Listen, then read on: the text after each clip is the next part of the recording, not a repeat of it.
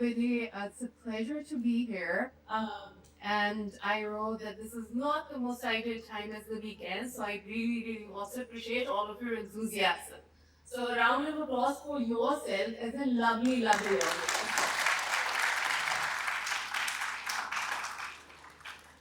So I'm going to start with a confession.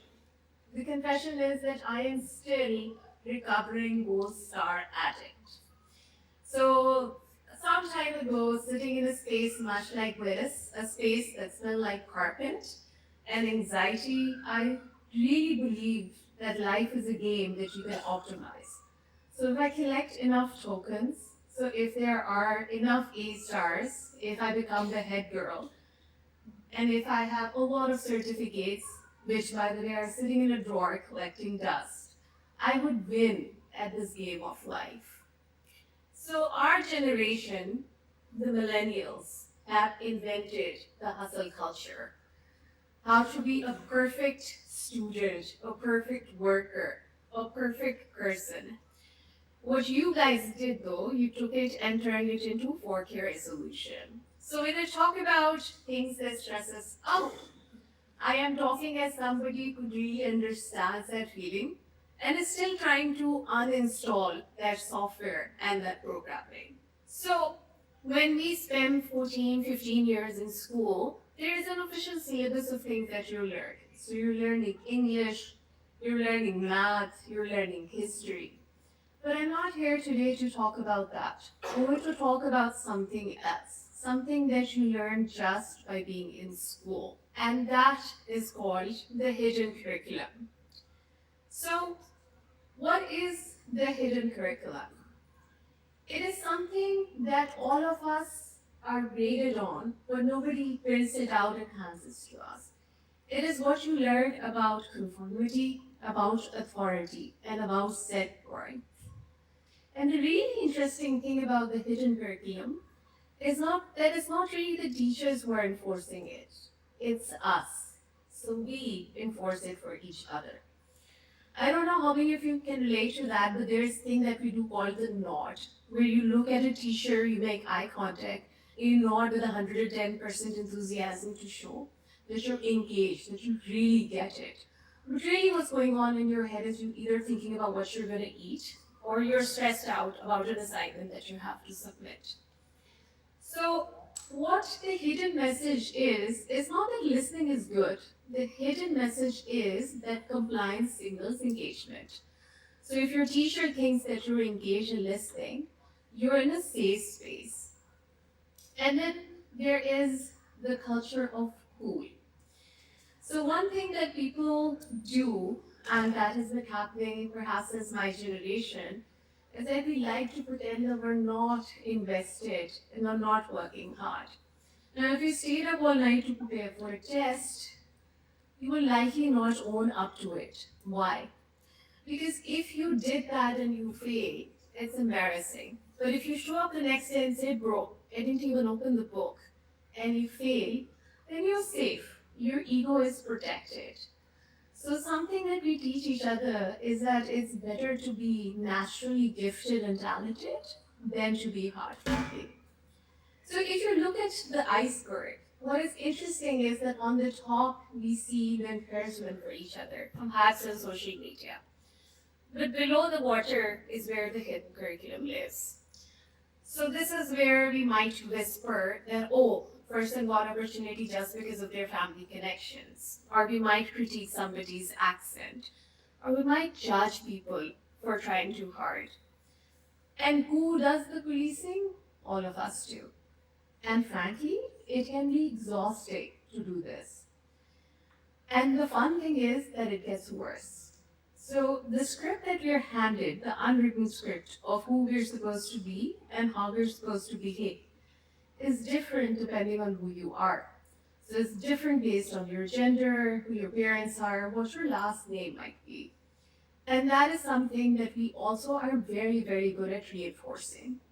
So for all of the boys in the room, I know this growing up with the boys that were my friends and my family, the hidden curriculum tells us that vulnerability is expensive.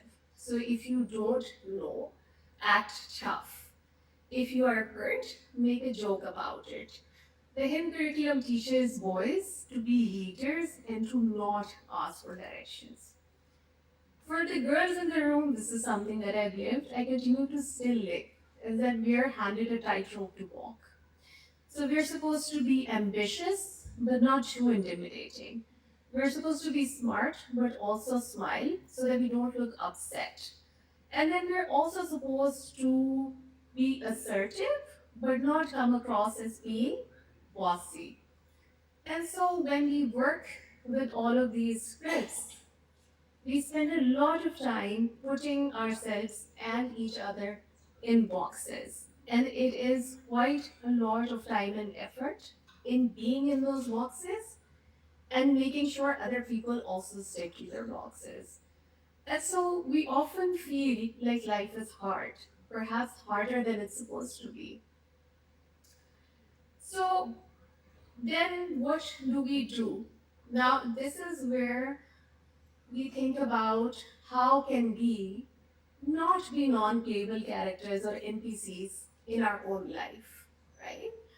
So thinking about what do we do with dealing with a hidden curriculum. Here I'd like to introduce you to the notion of agency. Agency is not rebellion, right? So agency doesn't mean that you turn over the table or you are rude to authority figures. Agency is intentionality. So think about which rules that you're going to follow, which make sense for you, and which rules need to be redefined for you. And the nuance is that not all of the hidden curriculum is bad. As you go through life together, go through the stresses together, the trenches together, you learn really lovely life skills. So, for instance, you learn how to read a room. You also learn diplomacy. And these are skills that will take you far in life. You also create really strong bonds with the people around you. The not so good things that we perhaps learn from this, one of them being that life is a zero-sum game. So sometimes it comes to us that if my friend gets a great college admission placement, that's one less spot for me. If she shines, then I disappear. So this is the script that we need to hack. And so how do we hack this script, right? How do we work around something that is being taught to us, but not really being said? So I'm going to give you three ideas. I'm going to start with my favorite thing. This is called the I don't know pact. So when we look at our classrooms, we see that hidden curriculum rewards bluffing. That is why we're nodding to the teacher even though we don't get anything. So be the person who asks the question. Agency is when you raise your hand and say that please go over this again, I don't understand. So when the smart kid in the class asks the dumb question, it gives everybody permission to stop pretending that they understand. So I teach your teachers, and sometimes I also teach school tests. Every time I start a semester, in my first class, one of the things I say is, I want you to end this semester by getting comfortable saying, I don't understand this. And you would be surprised at how hard it is for people to do. The second thing that I would like to encourage you to do is to start celebrating effort, to move away from cringe. So if your friends really like the Model UN, let them love it. If somebody around you likes anime or Urdu poetry or coding, then let them be obsessed with this. Agency is creating a safe space for your friends where they don't have to pretend to be cool, where they can nerd out and be celebrated for it. And then the last thing is something that is particularly Pakistani. All of us are aware of the culture of Safarish. We know connectivity and networks matter. Sometimes the Hindu curriculum teaches us that the networks we already have through our family, they are what we use. But agency might be that you look at the people who are sitting next to you right now, recognize that these are your networks, right? These are the people you build up. You support your friends if they are entrepreneurs, you support their efforts. If they're writing college essays, you proofread their essays for them. And then you take it and build this network, which goes beyond what we traditionally consider our networks. So, now what I'd like to sort of end with is that my generation is still doing a lot of unlearning. And what we're unlearning is also the ability to not say no. So we need to learn how to say no to things that we're expected to conform to. However, we know they might be harmful for us. So as we think about this, I want you to consider the fact that you have the opportunity to be in this amazing space and you have access to opportunities. You are smarter than us. You also have no tools in us. But you also, I understand, have a lot more pressure than we did. But something that you can do and do really well is to rewrite the code, right? Agency is the ability to understand what you need to conform to and what are some of the things you can redefine.